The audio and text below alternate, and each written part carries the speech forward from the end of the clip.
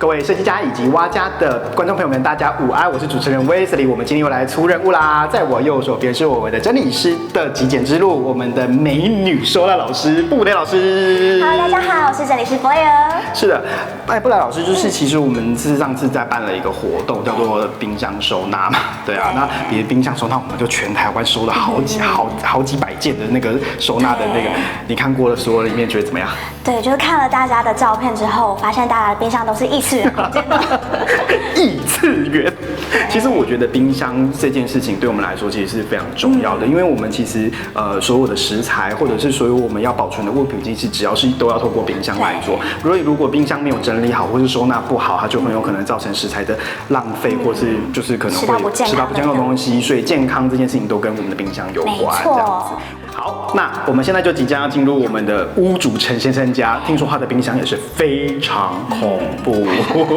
好啦，那我们今天就直接目击现场喽。好，各位朋友跟我们一起进来吧。哎，你懂？哎，嗨，陈先生。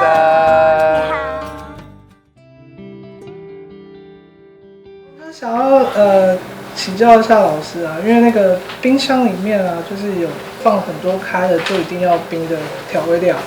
它瓶子的就是那个高低或大小都有差，所以收起来的时候会蛮麻烦。然后还有那个隔板的高度啊，它冰箱里面就是都已经固定好距离。有些时候那个东西像酒瓶类的比较高就没办法直放，但是如果横放的话又会滚来滚去，然后会有些碰撞，也是蛮麻烦的。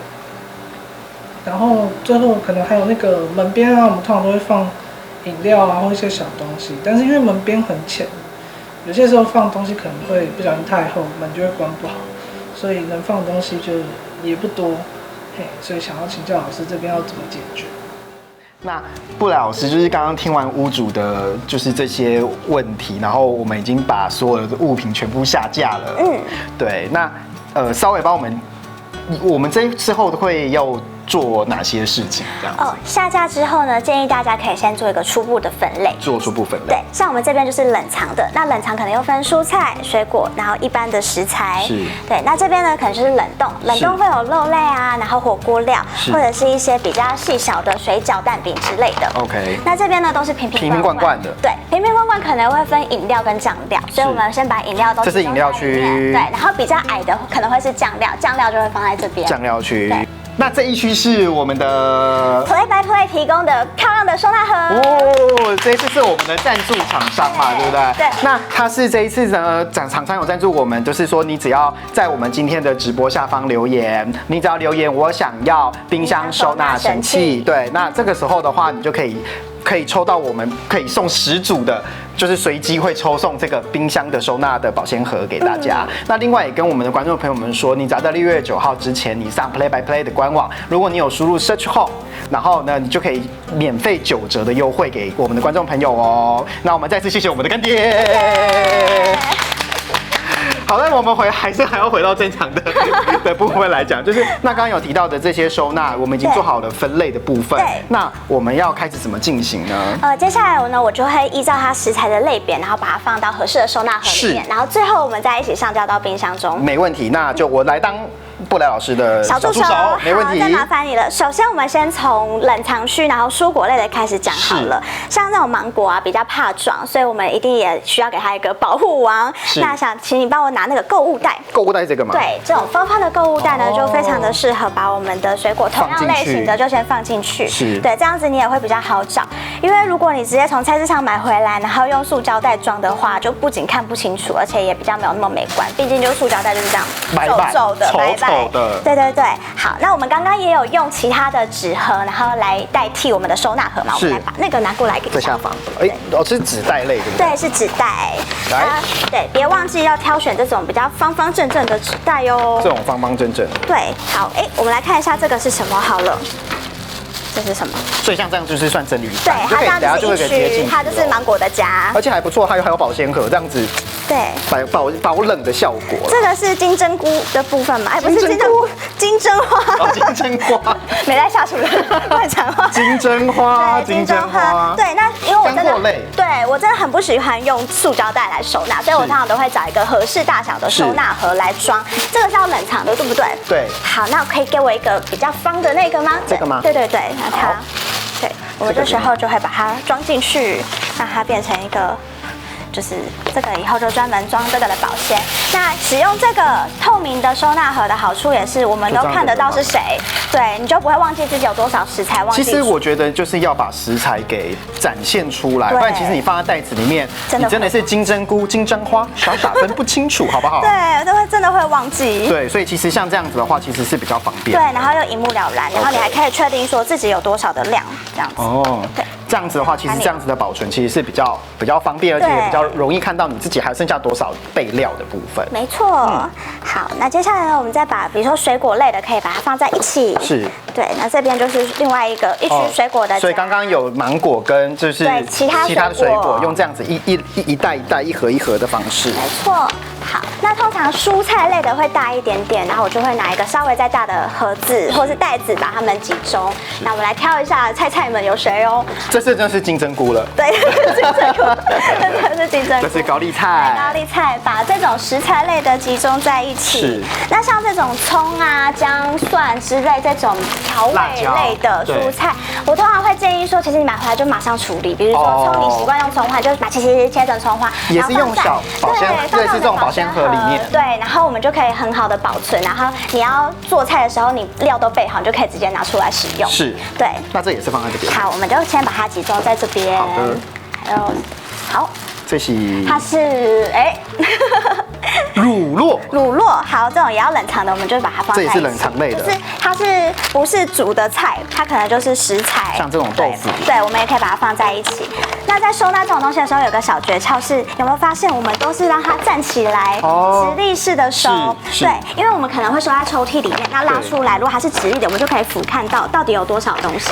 如果你压在下面的话，你就会忘记下面的到底是谁。了解。所以说，像我们的摆法是这样子直的摆，它插着。这个其实跟我们之前上次有介绍过那种衣服的收纳，它其实也是直的，我们才会看得到它的实际的一个效果。然后没错，而且如果你需要的话，你就直接把它抽起来就好了，拿起来这样是比较方便。对，就比较方便。然后有新的东西你也直接放进来，就会方便很多。是。好，那再来我看到了一盒的蛋，我们这次有一个非常可爱的收纳神器要介绍给大家。来，我们拿那个蛋盒，黑色的那个，噔噔噔噔。噔噔，它上面就直接写了蛋盒。对，它就是 egg box。然后看到以后，我真的觉得太可爱了，一定要跟大家介绍一下。它的用法是像这样子，对，然后你的蛋就可以放在这里一格一格。所以像这样的话，我就可以把我的蛋一个一个放。对，因为通常就是我们在外面买的蛋盒都比较浅嘛。对。对，那我们先把它放进来，给大家看一下它的神奇的效果。来，好，就是蛋它自己有一个夹了嘛，然后我们合起来之后呢，它可以在里面被收纳得很好。然后它上面有一个这个小刻度，可以去记录说可能是你哪一天买回来的，比如说今天是15号好了，我就把它放在这里，对，你就不会不小心把蛋放得太久，然后放到忘记或是放到过期。所以它其实在这个地方也有一个刻度，那这个刻度的部分的话，它其实就是可以去记录哪一天购买，那你也可以知道说，因为蛋还是要保持新鲜，所以在这个情况下其实是比较好，而且顶扣扣，跟刚刚那个塑胶这样很容易就会打破。没错，然后我要讲我最喜欢的部分，就是因为它已经变成一盒了，所以我们是可以让它直立着收纳的，就不会占太多的空间。所以它可以像这样子把它摆在旁边，把它立着，对，然后看你的层板的高度，或许你可以摆横的，对，因为不然原本的蛋盒啊，它原本它就是这样子矮扁的，可是你又不好堆叠，对，所以你放进那个冰箱里面，你就会觉得层板上面的高度好像就浪费掉了，对，可是有这种蛋盒就是让它站起来。好，蛋我们整理完了，还有其他东西要整理吗？还有其他的食材粉类的部分。粉类的部分的话呢，其实我看屋主的使用习惯。是。那如果你会觉得这样子一袋一袋不好看的话，通常我会建议放在篮子内，可以拿这种另外一种，对。这个大的。对，像大的。好的。因为毕竟这种夹链袋它也是塑胶袋嘛，看起来软趴趴的，而且它就是不好收，你就会觉得它在里面好像都会东倒西歪的。对，所以这时候我们就是把它的家人，就是同样粉类的东西都放在同一个袋子里面。那你看，当它有个框框可以让他们都站立起来的时候，好处就跟刚刚讲的一样，对，直立式的，然后就会一目了然。我发现到布雷老师其实非常贴心的地方是，其实他会用不同的收纳架的高度去分类它所有它要分类的物品。比方说像蛋的部分，那像这种是粉类的，或者是刚刚看到的我们比较大的这一种就是蔬菜类。那如果我们是小的，我们就会用这种比较小的方形的部分。这样其实也是在冰箱，因为冰箱就是一个固定的一个空间里，它这样其实是比较会省到空间的地方。是的。对，其实保鲜盒它是挑选的非常好，就是这种方方正正又透明的，是看得到的。对，那也是提醒大家说，如果在为家里的食材挑选保鲜盒的话，我们尽量都挑同种尺寸、同个品牌，然后让它尽量是同个大小的，这样它堆叠的时候呢就会比较清楚。如果你有大有小，就会不好叠。对，然后而且在收纳上可能也比较没有那么方便。理解。对，尽量都是一样的。再提醒观众朋友一次，如果你今天是要采买，就是所谓的收纳盒的话，就尽量要买大小一样。然后这样子它叠起来的部分的话，也会比较不会就是这样层层叠叠，会有多了一些多余的空间出现。没错。好，各位观众朋友，我们在冷藏区的部分，请大家来看一下布雷老师刚刚帮我们整理的部分，就是老师这边已经针对了水果。然后已经有做像这种大的芒果啊，然后这个葡萄等等的类似这样，它会用一个一个的来做。然后像是属于大型的蔬菜，会用比较大的盒子。其实呢，老师也是把这种小盒的东西也放在里面哦。袋中袋就不同的小分格。然后呢，如果是这个是属于粉类的，它比较高的，一定是用这个方，就是把它立开。然后这个是零食区。然后如果保鲜盒的部分，你可以一盒一盒的，刚刚提到的很厉害的蛋盒，它也是可以有一个布置的一个位置，对，没错。好的，那接下来我们来重收冷藏完之后，我们来看一下冷冻。对。冷冻的部分有什么诀窍吗？冷冻部分的诀窍其实跟冷藏的部分差不多，也就是我们要很清楚的分隔。那这次对冷冻的区域的挑选呢，我挑的是那种比较一致的，对，比较一致的，大小全部都一致的这种保鲜盒。是。好，那这个保鲜盒它的特殊之处是它下面有这个波浪状的。对，为什么会做这个波浪？对，就是可以，如果你真的有水分的话，它会集中在这里，然后就不会进到食材。了解，就像这种我们肉品类的东西，它可能会冰完之后它会有血水，对，那它就会在这个波浪的地方，它就会在下面。没错，对。好，那我会尽量就是因为冷冻的东西呢，就更容易，就是我们可能只拿部分出来退冰，其他都还留着。然后大家通常都会拿这种夹链袋，或是也就是塑胶袋包一包就收了。是。对，那我们就尽量就是也是一样，拿着盒子，尽量把它们分在不同的地方。是。好，那我们先来把肉先挑出来。好的。好，它的肉材非常的多，很多哎。对哦，然后它有一个很聪明的做法，就是我要提醒大家的是，如果你真的要冷冻，然后包在这个保鲜袋里面的话，我们先要把它压扁，是，然后再把它冰进去，它至少就可以变成这样子立起来一个，就不会一坨。对，就是不会像比较像一坨的，对。可是好险它也是扁扁的，我们就尽量让它保持扁扁的，它就比较好放在篮子里面。那我们来拿这种篮子试试看。来，对。一样就是把它排在不同的篮子内，是，对，然后肉类这样子就会比较清楚了，比较整齐，对，比较整齐。然后像这种比较形状特殊的，我们就会找一个缝缝，也是让它插着，对，这样子至少会比较好看到。而且发现布雷老师的手法其实都是非常一致的，他一定会把它立起来，然后让他自己马上要找到肉品的时候，可以瞬间马上就找到。然后整理师最喜欢让东西都站起来。好，那大家的冰箱想必也会有这种蛋饼啊，或者水饺这种大扁扁的东西，这种虾饼啊，对，虾饼。那你知道我最喜欢拿什么东西来收吗？资料盒。资料盒，噔噔。对，这种东西除了拿来收文件之外，我最喜欢拿来收食材了。是，它可以这样子。哦，整个其实就直接把它立在一起。对，你就把它当做是一张一张的 A4 的资料一样，就把它放在里面。这样其实也是蛮明显。如果要翻，就像我们平常在办公室里面要找资料，就咻咻咻，马上就找到。文件出来这样子。是。那如果说你的冰箱的高度没有办法放这样子的话，没关系，我们也可以把它倒下来。对，它就是像一个层板一样，让你层层堆叠的时候也不会就是堆得太高会倒下。就是如果你有2个的话，你可以这样子叠，就更方便了。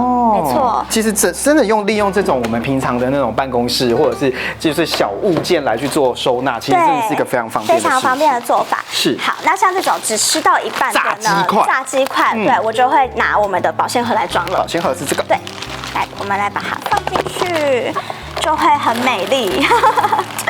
对。不如等会就我们来气炸一下吧。真的哦，等下下工可以吃点心。是啊。对。因为其实啊，冰箱它就是一个有吹冷气的柜子。对。对，其实所以它的收纳的技巧跟其他的柜子也是差不多。是。那很重要的是，我们要注意，尽量让食材都是一目了然的状态。对，不要让它放在袋子里面看不见。如果食材被放到过期，那才是真正的浪费。其实真的是，我觉得食物这种东西，就是我们要趁新鲜，赶快把它用掉、吃完这样子，避免这样才不会食物浪费。说到曹操就倒。他是谁？是被放在塑胶袋里面都看不出来是谁的那个东西。这上面哦，这上面 N 墙啦。N 墙好，那我们就尽量就是这就是我刚刚讲的，就是你冰好的话，就是变得顶扣扣，然后一坨在那边，你要放哪里都不是。那也没关系，我们就把它放到我们准备好的收纳盒里面，对，让它变成是形状跟其他人一样。这样子的话，它在冰箱本身的空间当中，对，我们就可以做一个叠在一起，叠放，然后让它规格化，是，你就不会觉得每个东西都长得不一样，然后摆这样子。然后如果就是如果还没有拆封的也没关系，一样可以把它放进去，对，像这样子，对，这是规格化。出现了姜是刚刚那边，对，姜是刚刚那边的，对。那还有就是，你看这种也是要冷冻的食材，我们就可以拿这种东西，或是对那个也可以，对。总之就是把它就是立起来就对了，规格化立起来，对，像这样子。好的，好。布雷老师，我们刚刚已经把冷冻的部分已经整理完了，稍微再帮我们再做个简单的说明好了。好，冷冻的部分呢，可能食材一次不会用到全部，所以剩余的食材呢，我们尽量都把它规格化，放在同样款式的保鲜盒里面，对，而且透明的，你也可以看得清楚，说哪一盒是哪一个。是。那因为同款的，所以我们可以叠放。收纳的整齐呢，其实诀窍是我们尽量把外形一致的摆在一起。外形一致的摆在一起。对，比如说像这个就是扁扁的哦，对，我们就尽量把它是这个是尖的，对，这是尖的，这是有瓶盖的，是，对。那当然你在第一步的分类的时候，你要把不同的类型的分开来，比如说这是酱料的部分，这个又是饮料的部分，对。那接下来我们只要再把它排在一起，基本上看起来就会很漂亮。是。那至于屋主前面有跟我们讲到，他一个困扰是它有一些酒类，那酒类因为很高，所以它只好倒放。就是我们平常都习惯说因为太高了，然后冰箱外面都摆满了，插一个地方，对，然后就把它插进去，然后就每次会听到那个对，会滚来滚去的。对，那假设说你的冰箱门口那个门边，对，是有位置可以给这些比较高的地方，我们就尽量把位置让给他。了解。对，因为我刚刚说整理师最喜欢东西都站起来，对，不要倒着。布雷老师这边提醒我们观众朋友的部分，就是说，如果你这边是高的酒类的这种瓶子，超过一般的高度的话，就是建议就放在门边。对，那我们这边矮的部分的话，拿出我们准备好的收纳神器。对，收纳神器是。对，那这一款我很喜欢的部分是因为它前面有一个小凹槽，它可以让你看进去说里面大概放了些什么，因为这个地方也可以让你比较好抽取。是。所以你看像冰箱那么深，但是我们有一个像这样子的篮子的话呢，就可以当做抽屉来使用。是。你需要酱料，你就把酱料的这一盒拉出来看，然后这样往下看，对，里面有什么就好了。是。那通常这种矮矮的酱料就很适合放在这个里面，你就可以把它排列进去。对。好。那我们先来把这种相似的呢，都尽量先排在一起。是。对，那也别忘了要留意一下那个保存期限哦。是。像我刚刚就好像有发现，嘿，哎呦，这是生果。对，它发霉了，所以在食材的保鲜上一定要定期的检视。那像布雷老师，就是我们要怎么样去在食材上面去提醒自己说，我这个食材的时间已经快到期。快到期的话，可能就是像我刚刚讲的，就是我们把它放在篮子里面，所以它的那个瓶盖上面可能都会有这种保存期限。对。那假设没有的话呢，待会我会准备标签机。是。对，我们可以使用一些小标签来提醒自己说，它大概你是什么时候购买的，什么时候开封，或是什么时候过期。如果可以贴出来的话，会是最好的。了解。那我们接下来还有一个就是那种比较低矮的部分，对，像这种就是比较低矮的那种辣椒，是不是可以用这种？对，像这个我也很喜欢，它是一个比较矮的，像托盘的部分。托盘式的。对，托盘的部分呢，可以放一些你真的比较常用的东西。是。那像这种比较低矮，你担心说进到收纳篮里面会看不见的话，那这个就非常的方便。哦，所以像这种小罐子也是适合放。其实也可以哦，对，你可以去根据它的高度还有它的形状去找合适搭配的收纳篮。那接下来布莱老师，我们大概整理完全部的分类了嘛？对。那接下来的部分就是我们要把这些食材全部要上架，上到冰箱去。好了，各位观众朋友们，跟着我们一起来看一下如何上架吧。好。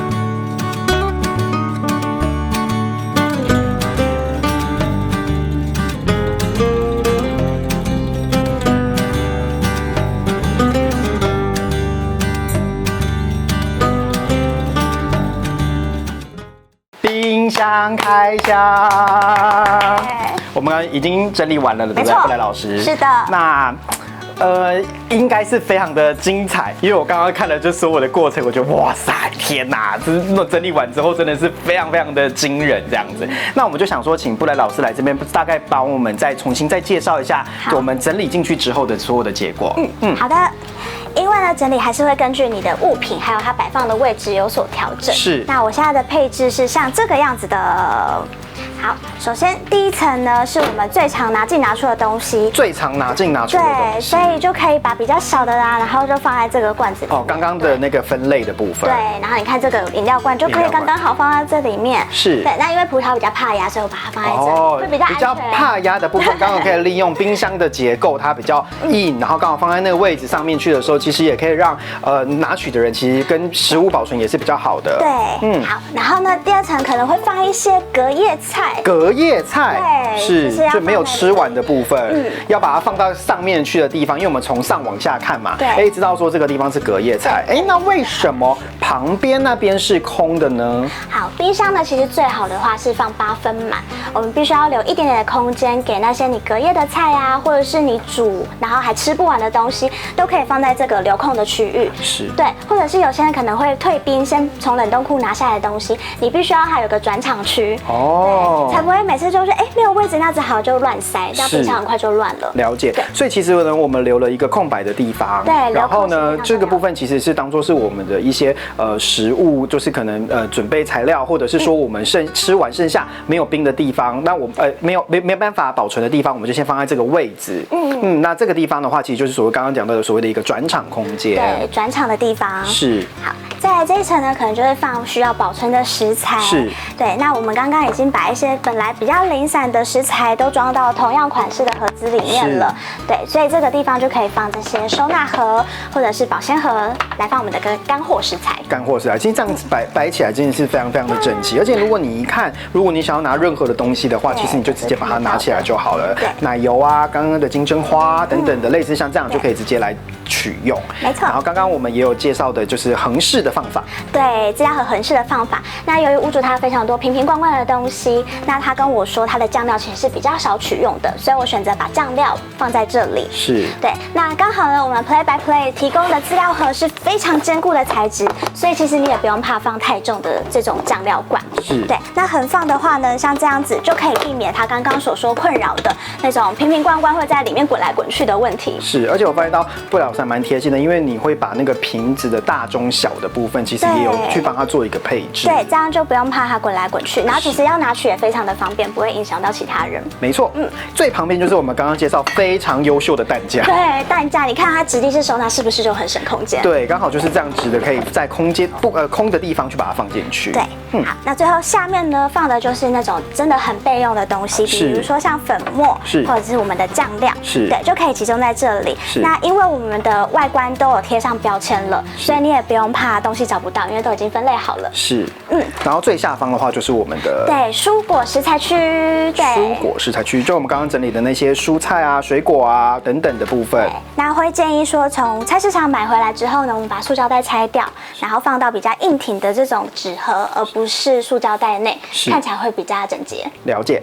那我们这边介绍完之后，我们来看一下就是门片的区域。刚刚有提到的屋主家的酒好多啊。对，因为他比较常拿这些东西，所以就尽量放在好拿取的位置。那我的配置是这样子的，就是饮料比较高的就可以放这个最多空间的地方，是高度也比较适合。对，高度也比较适合。那接下来稍微矮一点点的饮料就可以放在这里。是，对。那这里呢，我规划的叫做早餐区。早餐区，对，有奶油啊、果酱啊、花生酱之类的。是，对，就是你吃早餐会配到的东西都在这里了。那布莱老师那边有一个小盒子，可以帮我们介绍一下吗？这个小盒子也是 Play by Play 购入的，非常的可爱。其实我们冰箱那边会有一种非常细小、非常琐碎的小酱料包，像这种东西，对，丢了可惜，可是放着放着又不知道放到哪里去。对，这个小盒子绝对可以帮助你。它刚好挂在门片，对，它后面有个挂钩，可以放在你的门这边。是。那除了这种小酱料包之外，家里可能会有一些，比如说强力胶，是，对，或者是小朋友那种塞剂，是需要放在冰箱内的，可是它又非常的细小，那这个东西呢就可以当做他们的家，就会非常的好找好拿。而且因为它其实是直接就挂在门片上，所以如果你要拿取，也不用在那边东找西找，对，就不用翻来翻去了。是，这真的是一个蛮贴心的小物。是的，是。那另外呢，还有一个很重要的是，我们为了要让冰箱整齐，我们尽量去包装。是。对，那像原本起司呢，它是放在这种散散的包装里面，你可能拿了一半，另外一半还在这里，它就皱巴巴的。对。那其实如果不介意，或是你常吃完的话，其实你把它拿出来，是可以比较看得出来说你还剩多少库存的。对。对，然后这样子摆，其实也是非常好拿取。对。那就是提供给大家一些小技巧，如果可以的话，就尽量把包装拆开。是，那我们在冷藏区的部分已经处理完了，我们来看一下我们的冷冻区域。好。冷冻区域，刚刚我们把所有的肉品全部都整理起来，看起来非常的整洁。对，是不是很惊人？对，我们把这个不同的篮子就专门放不同的食材。那如果你有很多重复的话，其实也可以像这样子，是一样是非常好管理你的库存的。是，对。那像这里就是放的都是火锅料，对。那这边呢就是一些你看原本放在保鲜袋里面的肉品，它这样皱巴巴的不好看，其实把它装起来，就是让它规格统一，直接一拿它也可以蛮明显的知道要找到哪些东西。那门边的部分呢？门边的部分，因为它有非常多细碎的小食材嘛，然后都是一袋一袋的，这样其实不好找，也不好拿。是，对，所以我们把它一样分门别类的放在盒子里面。那待会呢，我们也是在上面贴上标签，对，它就是很好找了，而且这个放在这里非常的刚好。是，对。好的，那想再请就是布莱老师再跟我们的观众朋友们再稍微介绍，再简单的一个浓缩，再告诉我们说，到底冰箱收纳到底应该要特别注意什么？特别注意什么？哦，首先就是一定要先分门别类，一定要分门别类。对，然后呢，冰箱它是它不能当做储藏室哦。记得不要把冰箱当做储藏室啊，各位。对，要定期的检视里面食材有没有过期，我们尽量吃最新鲜的东西，才能照顾身体。没问题。对，好，就是要留空。对，让你的食材有这个进进出出的这样子。好，再来就是我们尽量把相同规格、相同外形的放在靠近的地方。是，对，比如说瓶瓶罐罐就放在一起，是罐头的就放在一起，是然后盒装的放在一起，是像这个样子。其实刚刚布雷老师有特别就是一直跟我们的观众朋友们说，规格化这件事情，其实在今天的收纳，我觉得是一个非常重要的提醒。对，我们不管是你把相关的分类把它做一个规格化，同时间如果你在做收纳的时候，你利用各式各样的收纳柜，然后呢，就是可以把它去做一个规格化的整理。那这样摆起来的话，其实也会看起来非常的整齐。你要找或搜寻你要用的东西，甚至你的食材的所有的优先顺序，你都会透过这样子规格化的方式来去可以很快速的去找到你的冰箱的整个收纳的一个重点，这样子。没错，是的。我们节目的最后呢，还是要跟观众朋友们提醒哦，今天只要在我们的影片下方如果有留言，在下方留言，我想要冰箱收纳神器，我想要冰箱收纳神器，我们就会送出 Play by Play 的所有的冰箱那个保鲜盒，好，冰箱的保鲜盒。